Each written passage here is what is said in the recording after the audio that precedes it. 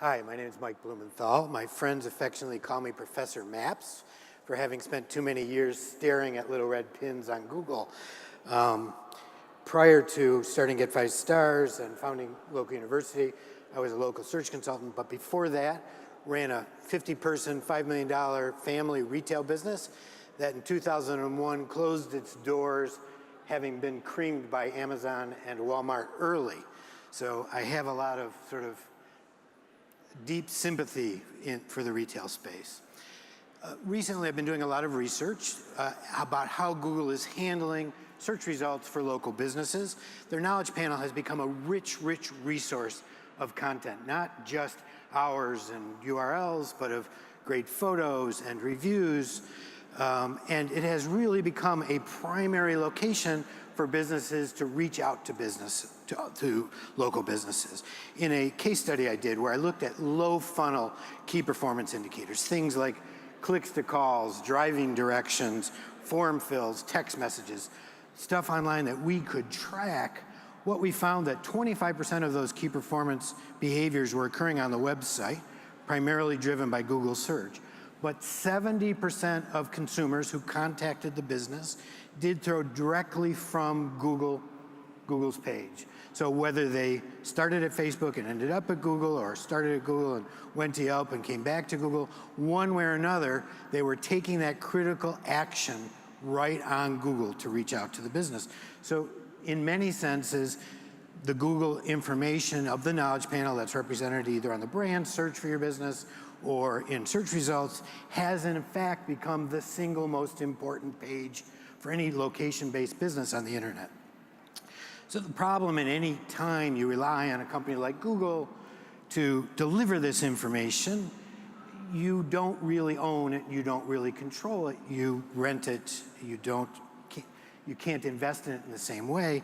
And the problem is that Google periodically changes the lease terms without telling anybody. Google Q&A is a perfect example of this. Product was designed by the consumer side of Google, first came out in August of last year, mobile only, sort of under the radar, designed as a consumer-to-consumer tool to allow consumers to get quick answers about specific questions around locations.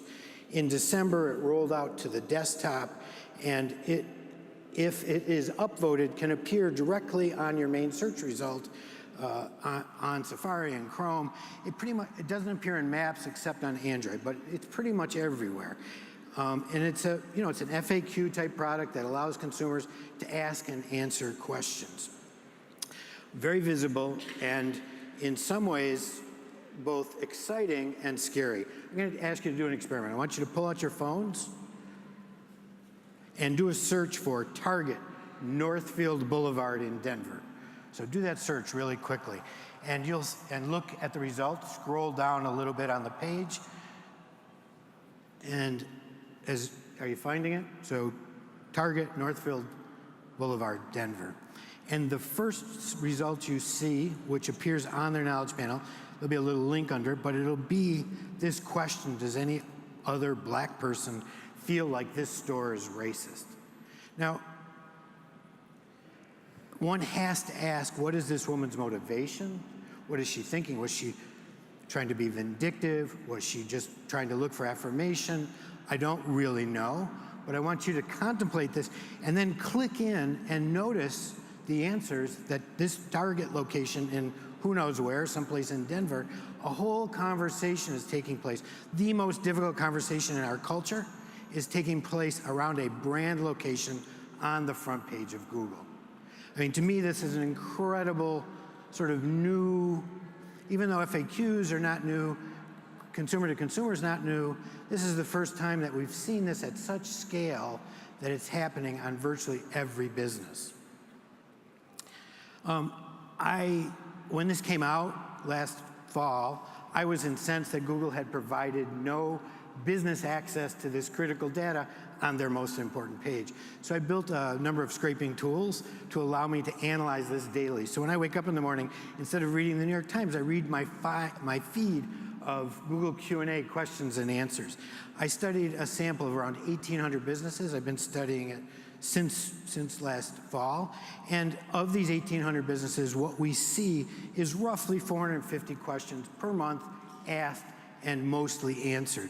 We saw some seasonal variation in December and January, but a steady flow of these questions are occurring, largely unseen by brands because Google built no tools to monitor these.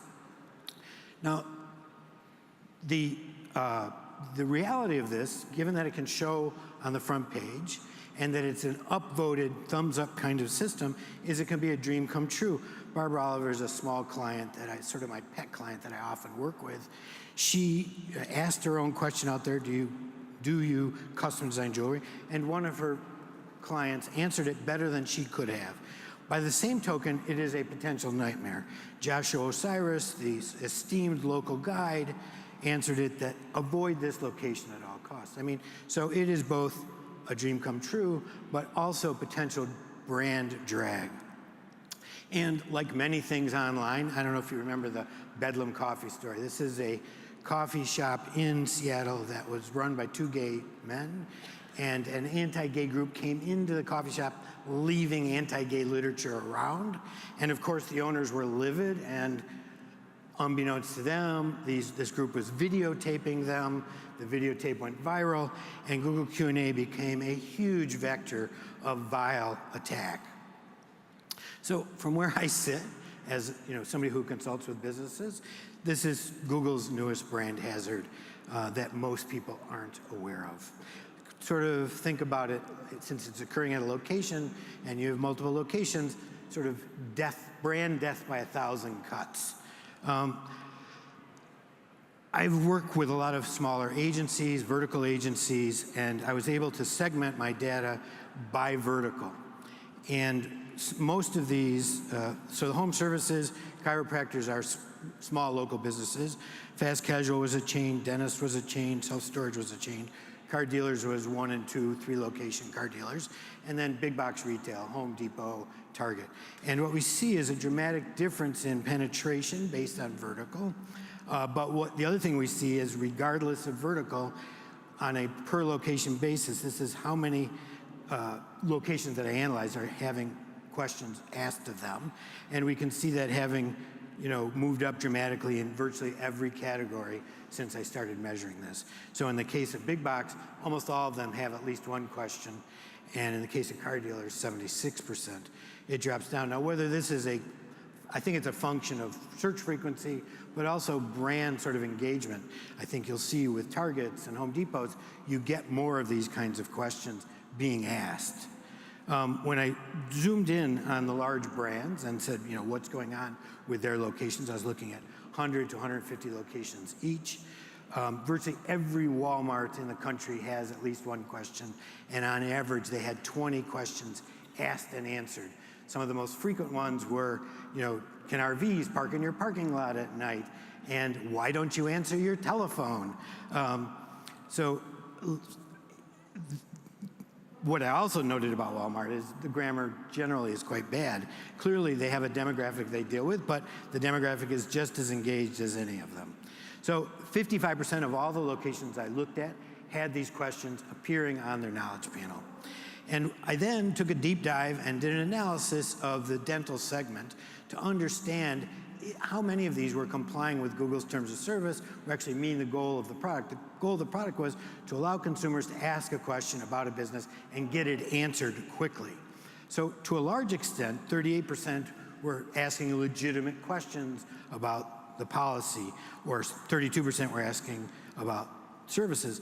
Only 7% were asking about business basic things like, do you speak Spanish? What is your fax number? Those types of things. But this is the segment that most fascinated me. 6% of the questions, totally unintelligible. Who knows what they were? Couldn't understand them. I showed them to other people. They couldn't understand them. I classified them as irrelevant.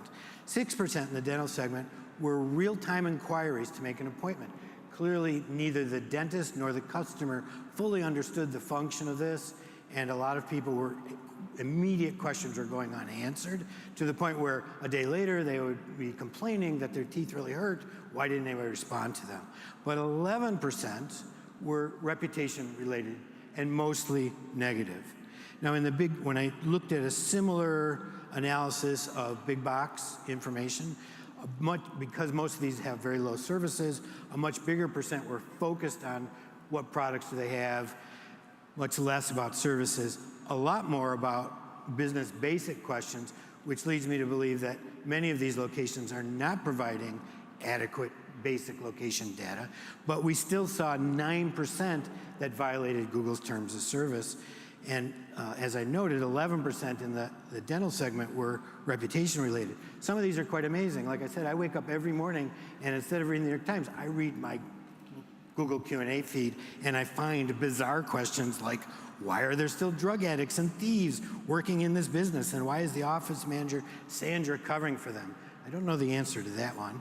Or this one from Anchorage in Alaska, which aisle am I least likely to smell farts? And Andrew Shalland, he's here, told me that the answer was aisle 17 where the Febreze is. And then this one, which just came in a couple days ago, why is this Walmart so full of bums? I don't know if they're homeless. It's full of drunks sometimes. And then this one from another Walmart, can a hardcore Democrat safely shop here without losing face? So the range of these questions is off the chart. I saw one the other day from a woman suggesting that she was going to commit suicide. It was on a psychiatric center. And it's like, oh my God, what are people thinking and why is this happening? Like reviews, this works in the same way that if people find negative stuff out there, they're more likely to put negative stuff. If they find positive stuff out there, they're more likely to put positive stuff. I think that businesses need to be looking at this because unbeknownst to them, at all of these locations, these conversations are taking place and they're not involved in it. I think it's critical, again, like reviews, to get out in front of it. So I put together a short plan, sort of a mnemonic to sort of attack this new product. Plan, post, monitor, respond, and report. Now, planning and posting may not work for those of you with a lot of locations or managing a lot of locations, but monitoring, responding, and reporting, I think, is de rigueur for everybody. So let me just run through these. So planning, I mean, this is a valuable resource. It is the most visited page about you and your locations on the internet.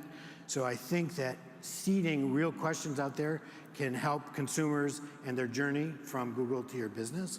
So I think you want to put together a list of real questions that people might be asking and write them up in the consumer's voice and post them out there. When you post, Google fully embraces you engaging with this as the business owner, and they allow you to add them to the knowledge panel. They do notate that they're from the business owner, but they'll let you add your own questions. And from where I sit, I think most businesses should be playing in this space, much like they play in the review response space.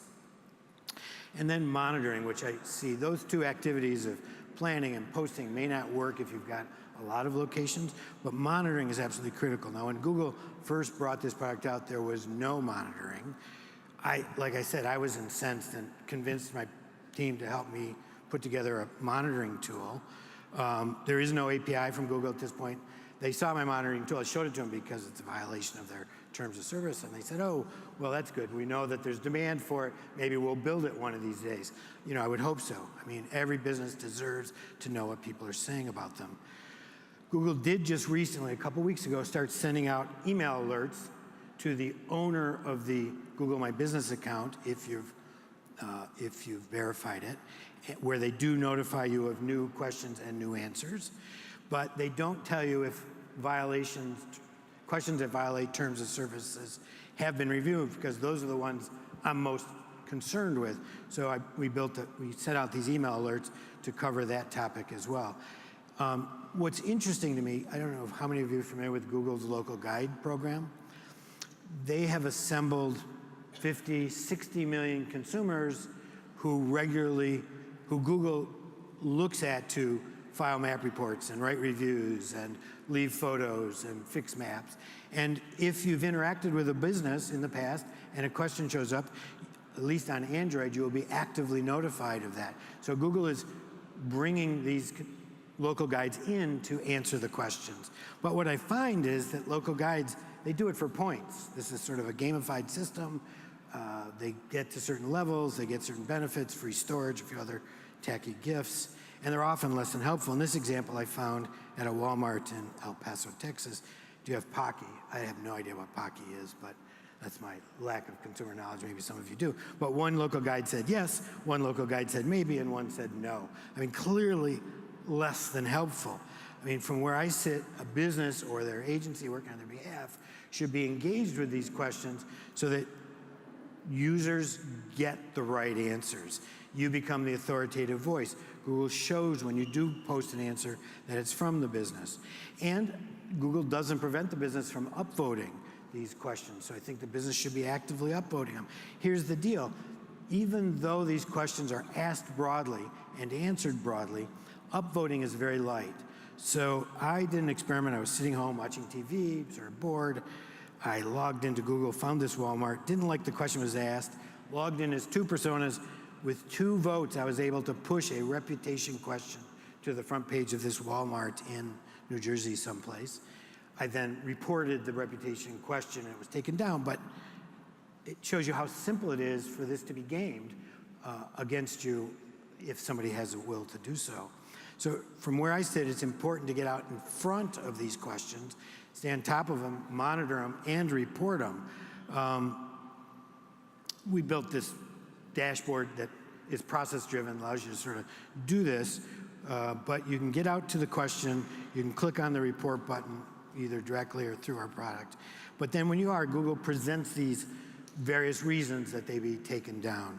Off topic, no longer applies. Most of these fall on the off topic one. But they wrote a new set of rules that are essentially similar to review guidelines that allow you to report these. And the problem is that moderation has fallen way off. When it first brought out, Google moderated these very actively. And now it's taking 10 days, 2 weeks. They're not getting taken down. They started rolling out filters about a month or 2 ago.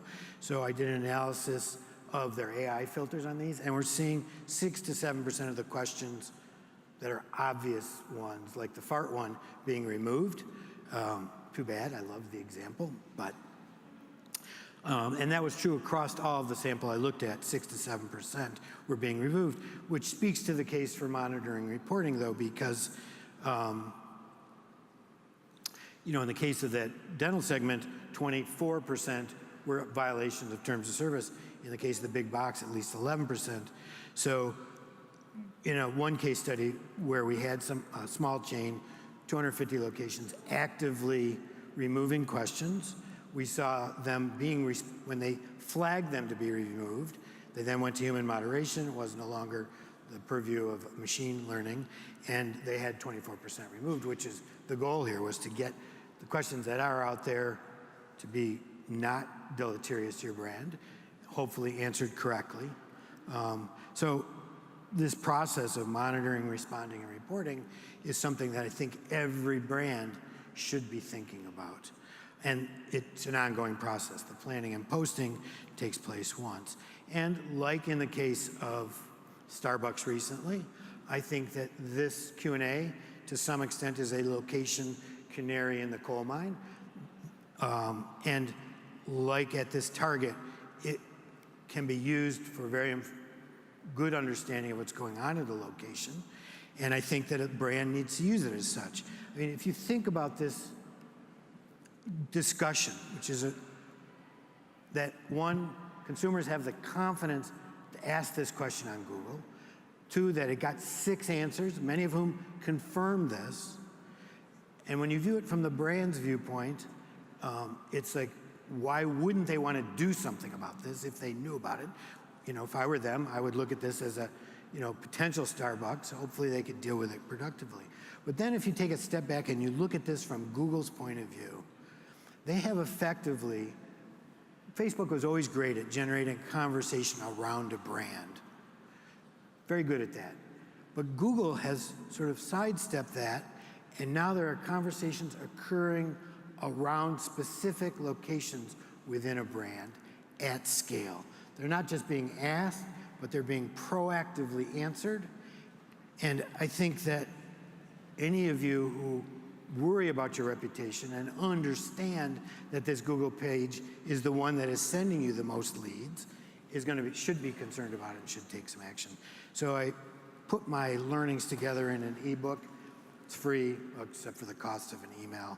It's available at ebook.getfivestars.com, Google/QA. So with that, if you have any questions, I'll be glad to answer them, but sure. They stay up indefinitely unless they are reported or taken down by AI. So the question was whether they stay up indefinitely or not, and the answer is yes, they do. Like this one about racism has been up for 5 or 6 months. And I don't think that Google would take that question down because it doesn't violate any of the terms of service, and nor should they. Over here. Oh, go ahead. Yeah, I'm curious if you've thought at all about Section 230 of the Communications Decency Act, and whether if that were repealed, would Google then become liable for some of these comments, and would it have to moderate them all? Yeah, so good luck getting, so those of you who know what 230 is, it's the act that was part of the quote-unquote Communication Decency Act, which protect online services from use of their platform for nefarious or defamation. So anything that goes on an online platform, basically Google is, and Facebook and all the others are isolated from it. They have no obligation to even take it down, let alone any obligation for harm caused. And this is a federal law which trumps all state laws in this matter. So if it were repealed, certainly the world would be a different place in terms of online conversations. You know, this law was put in place through high-powered business pressure. And I read recently that when there was an attempt to modify 230 to deal with human trafficking, Google fought it vigorously. So if you think that Google would give up 230 without a fight, think again, they're not going to. So it's a very, it's a law that protects the online companies that I think is outdated and doesn't respect small business or location-based businesses. And if it were modified, I think Google would have more liability, but I don't see that as happening in our current environment. Well, and of course it was originally enacted into law to save ISPs from liability. I'm sorry, I can't hear It was originally enacted as a law because little ISPs were getting sued. Right. And the idea was to enable open comment on the web. Right. But now the result has been that it's empowered the social media business model without any legal oversight. I am all for revisiting it. I just don't think, given the powers that be, that it will change, but it would change the dynamics tremendously, for sure. Any other questions? I'm standing between you and lunch, so I will get off the stage rather than you throwing things at me. Thank you very much. I'll be around all afternoon.